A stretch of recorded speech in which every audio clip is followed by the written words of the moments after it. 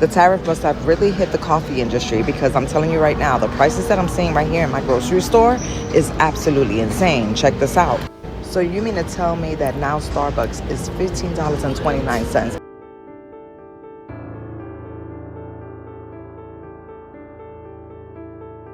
I feel like the prices are ridiculous now. It's to the point where it's going to be harder for people to shop. We thought the prices were so high. A Starbucks instant coffee, like a little tiny thing, was $13. The 7 most popular coffee brands in America have seen their prices double in just a matter of weeks. And this isn't some internet rumor. It's happening right now at Walmart, Costco, Target, and hundreds of grocery stores across the country. Folgers, Maxwell House, Dunkin, Starbucks. Brands that once felt like staples for working-class households are suddenly turning into luxury items in the very same kitchens they used to belong to. How much have prices jumped? Anywhere from 30% to 100% depending on the brand. This isn't ordinary inflation. It's the direct fallout of Trump's tariff policy, targeting imported coffee from Brazil, Vietnam, and Indonesia. They call it a protective tax. And we will make America great again! But the ones really paying the price are Americans. The very people who once believed those policies were meant to protect them. Did you drink Folgers every morning? Have you noticed how coffee is quietly draining more and more out of your wallet each week?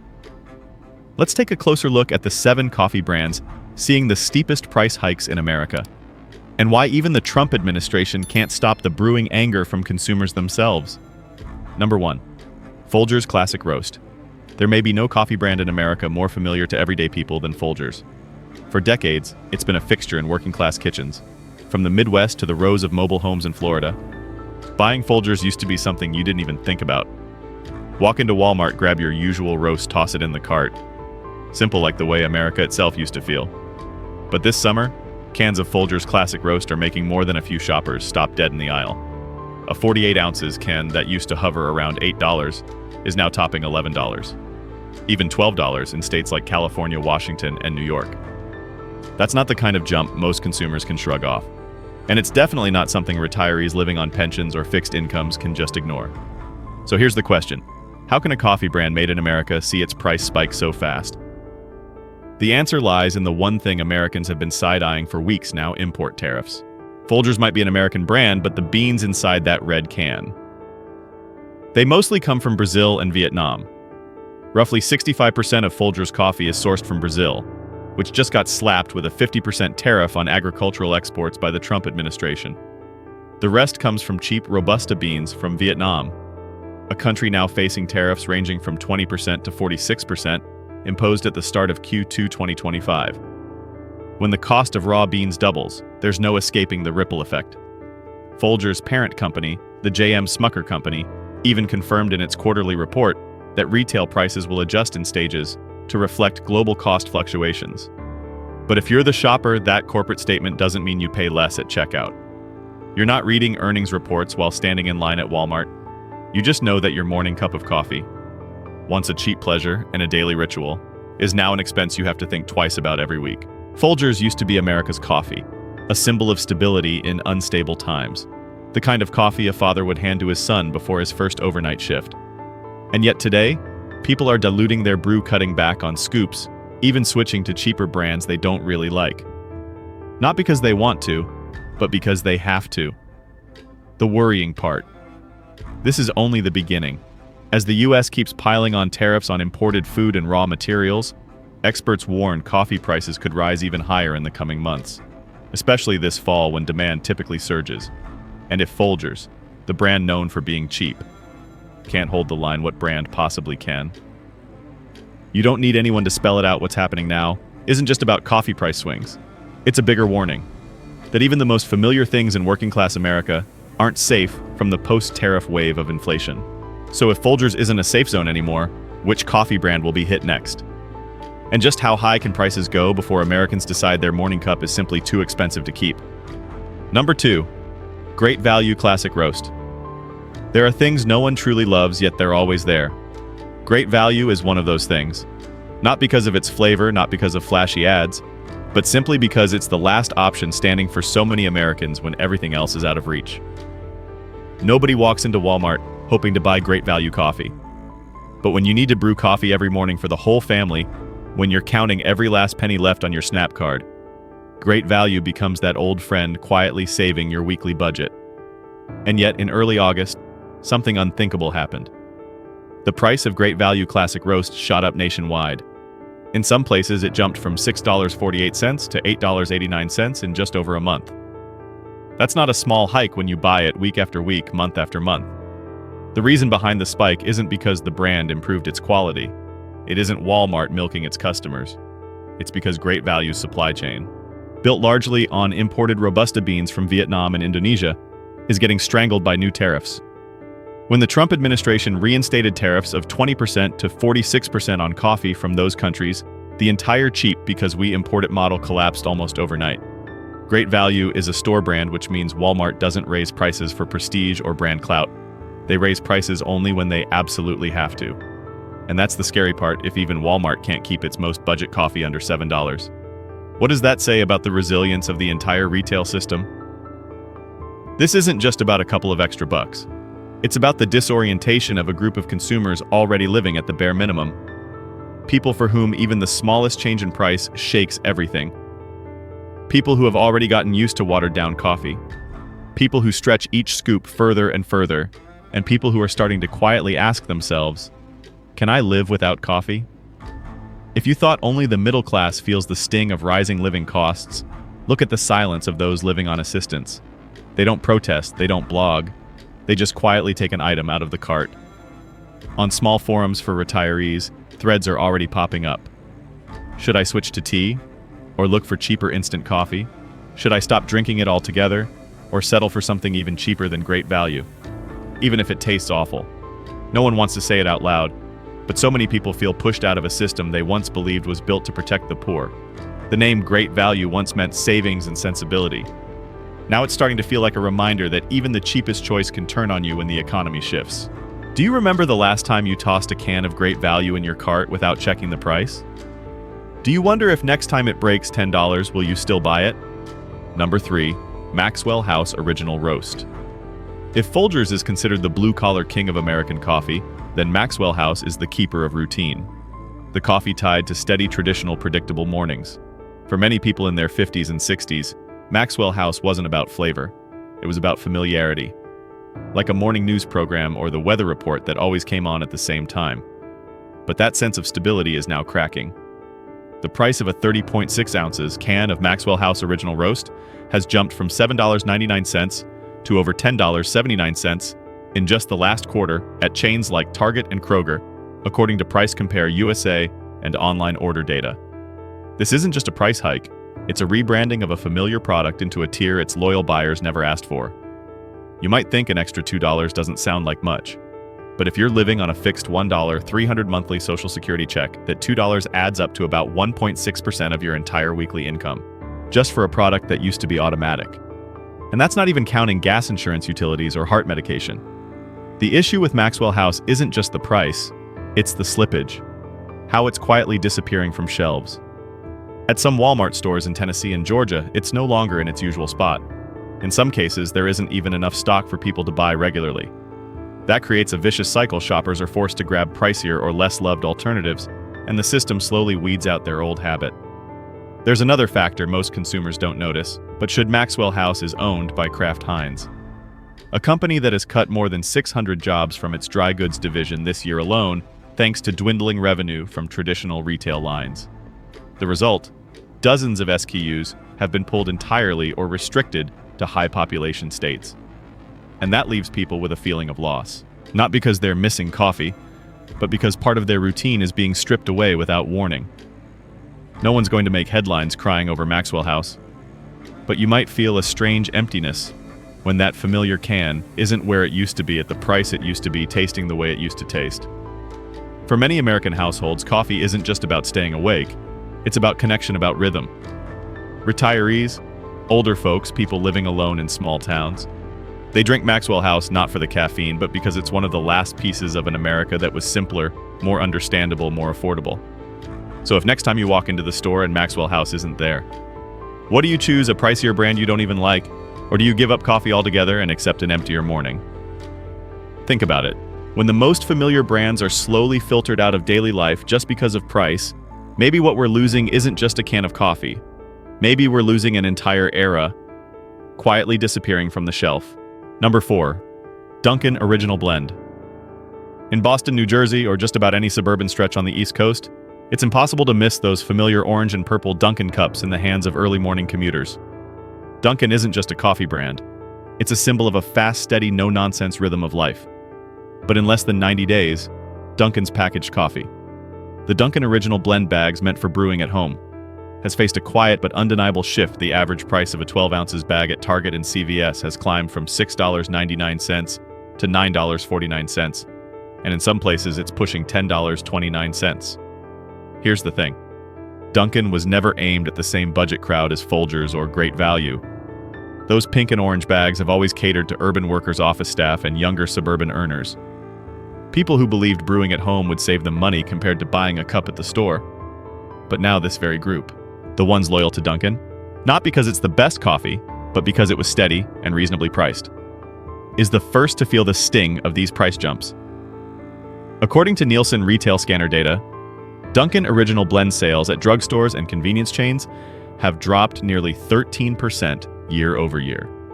A clear signal that consumers aren't so willing to cough up an extra $2 or $3 just to keep a habit alive. Look closer, and Dunkin's price hikes in the packaged coffee aisle tell another story. Even the middle ground choices, the balance between brand name and affordability, are becoming less viable. And that's creating a chain reaction. Shoppers are either moving down to cheaper coffees they don't really like, or reluctantly paying more for ones they never planned to buy. Another wrinkle. Dunkin' isn't an independent company anymore, since being acquired by Inspire Brands. Dunkin's packaged coffee is produced and distributed by J.M. Smucker, the same parent company behind Folgers, which means supply chains are being merged and optimized in ways that benefit the manufacturer, not the consumer. That shift has already led regional grocers like Safeway, Meijer, and H-E-B to stock fewer Dunkin' products, sticking mostly to the plain Original Blend, and quietly dropping popular variants like medium roast or dark roast. This loss isn't loud. Nobody's marching in the streets because Dunkin' raised prices.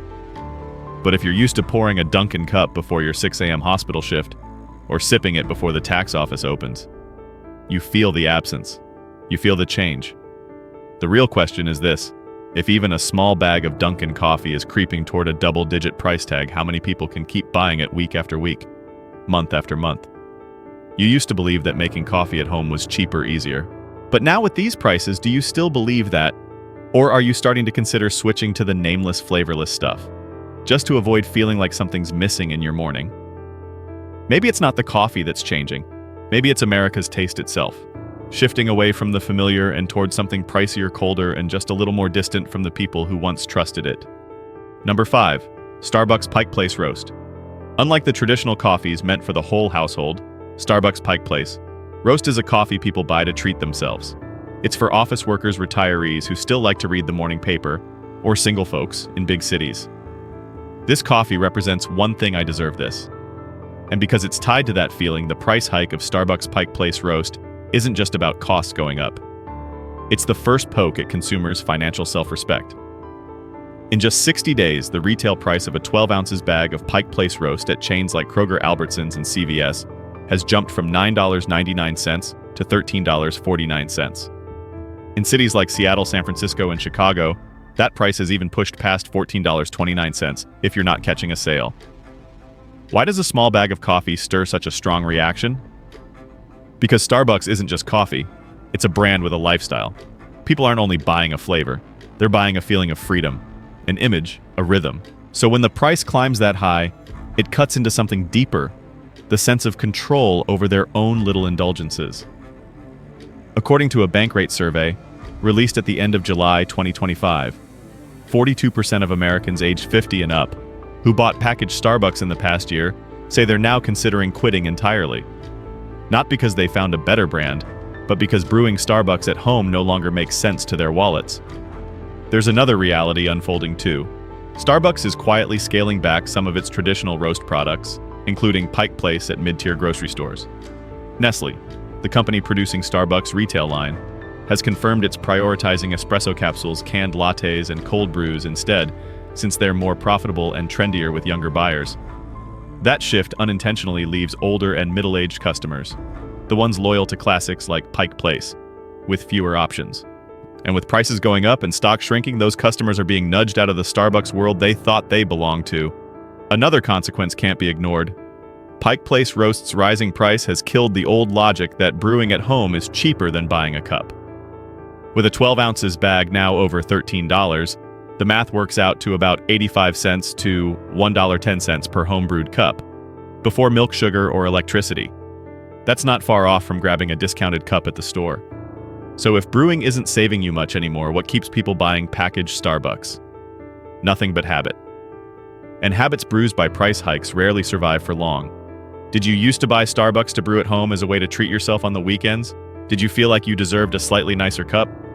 So if this week you see it at $14.29, will you still reach for it without hesitation?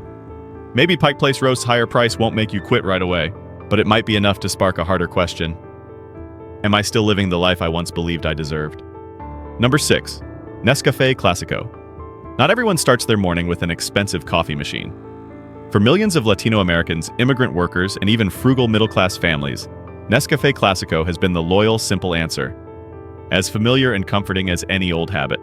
Just hot water and a few spoonfuls of instant coffee, and the fatigue of a long day seem to soften. It's no coincidence that in places like New Mexico, Arizona, California, and the Mexican neighborhoods of Texas, Nescafe Classico has always ranked among the top 5 best-selling coffees at chains like Walmart, H-E-B, and Dollar General. At $5 to $7 for a large jar, it wasn't just convenient. It carried a touch of nostalgia, the taste many called real coffee.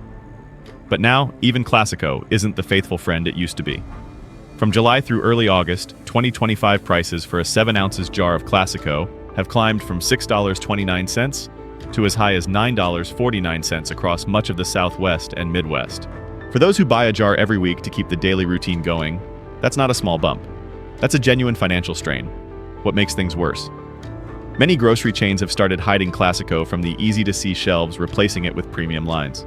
Pricier, trendier products, as if Classico were somehow less valuable. Shoppers who once grabbed it with SNAP benefits or spare cash now have to ask an employee or hunt at the far end of the aisle to find it.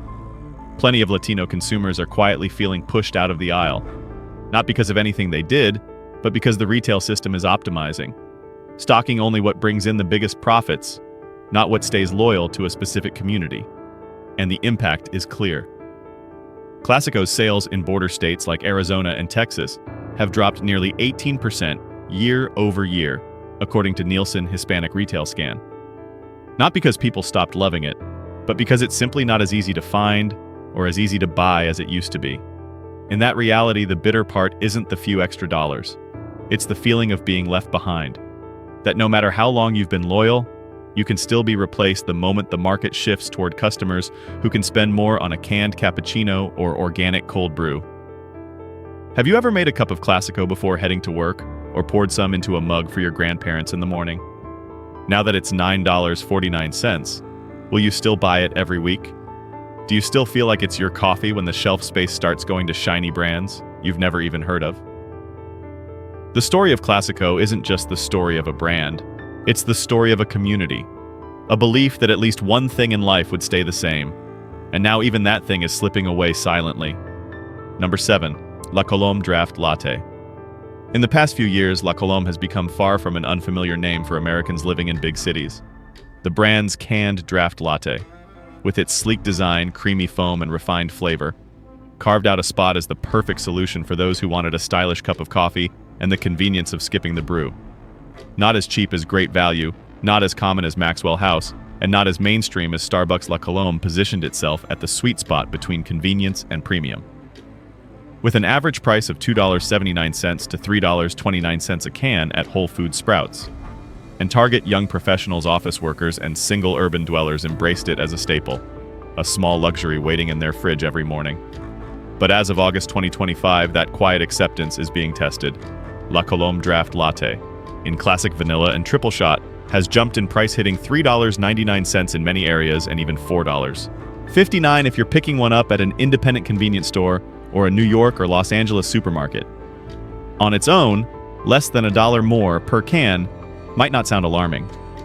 But when you're buying 4-packs or 6-packs for the week, The total bill starts to shatter the old mindset that made La Colombe successful, convenient, but still affordable.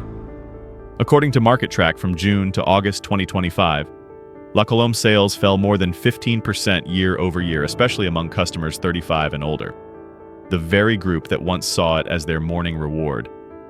Something else is happening quietly. Many grocery stores are swapping out La Colombe shelf space for other higher-priced import brands. High brew rise, brewing pop and bottle, chasing younger, freer-spending customers. This has created a strange reality. A product once seen as the symbol of practical, tasteful, but not wasteful living is now being pushed into the no longer worth it category by the very people who once championed it. There's no dramatic outrage, no loud backlash. But you can sense the shift. When shoppers start walking past La Colombe without stopping or pick it up, only to set it down again because the price doesn't feel right anymore. And that's the real danger when a brand isn't hated, isn't criticized, but just forgotten quietly because it no longer fits financial reality. When people don't bother to buy, but also don't bother to protest, that's when consumer trust starts to crack. Did you once keep a few cans of La Colombe in the fridge for busy mornings? Did you see it as the civilized alternative to waiting in line for coffee? Now that each can is close to $4.50, does it still feel like the solution? Do you still think canned premium coffee is the smart choice? Or are you starting to question the very thing that once made you feel proud to buy it?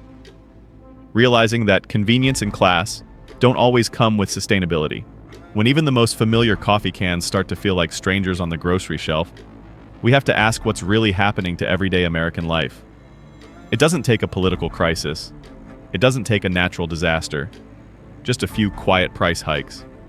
And the foundation of daily life for millions starts to shift. No one's saying an extra $2 on a tub of Folgers will destroy the economy. But when every option, from the cheapest to the mid-tier, from budget to premium, all go up at once, consumers run out of room to retreat. This isn't just a story about coffee anymore. It's about the shrinking breathing space, the loss of the right to live simply and still feel whole.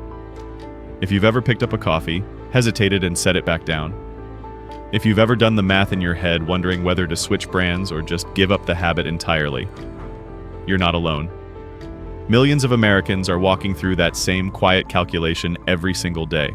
This video does not promote division within the United States or encourage segregation. All content is presented for the purpose of exploration, analysis, and fostering discussion based on current events, public sentiment, and social trends. We fully respect the United States Constitution and all federal regulations. If today's analysis made you think, drop a comment so we can keep the conversations going. And don't forget to like, subscribe, and hit the bell so you will never miss our next independent deep dive.